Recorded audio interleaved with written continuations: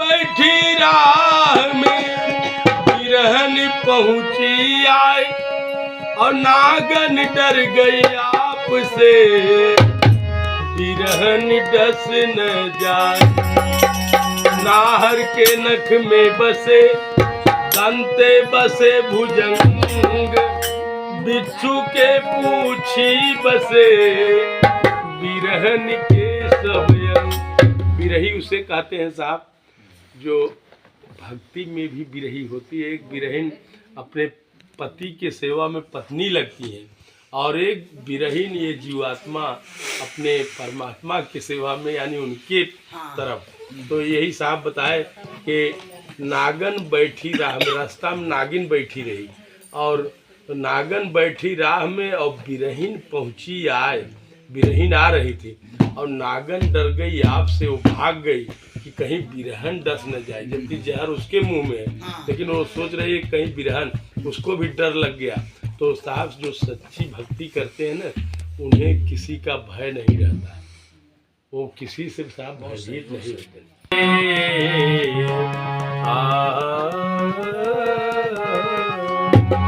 तो एक शराबी ने कहा, एक शराबी ने कहा कि लुप्त मैं खाने में है।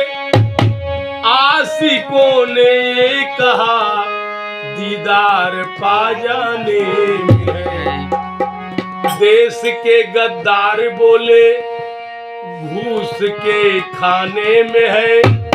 तब निठल्लू ने कहा कि कर्ज के खाने में है। कंजूस यूं कहने लगे मेहमान लौटाने में है। तब चुगलों ने ये कहा कि आग सुलगाने में। बाद में सब मिलके बोले, बाद में सब मिलके बोले सत्य अपनाने में है। ओबरानंद ने कहा गुरु गोविंद गुण गाने। तो साहब अरे तोहरे कारण जोगी बनली जोगिनिया हो। नैहर नगरिया न सोहारी हो। तोहरे कारण जोगी बनली जोगिनिया हो। नैहर नगरिया न सोहारी हो।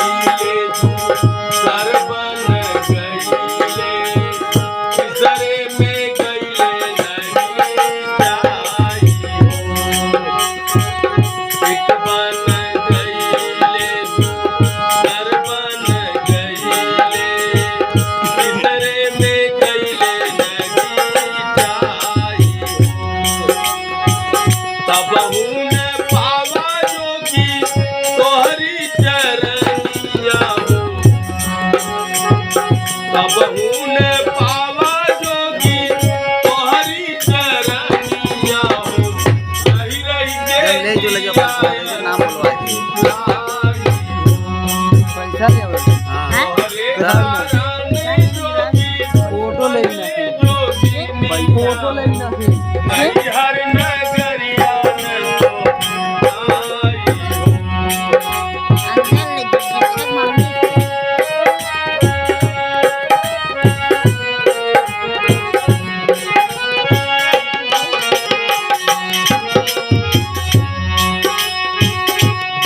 नहीं चैन रैन नहीं नींद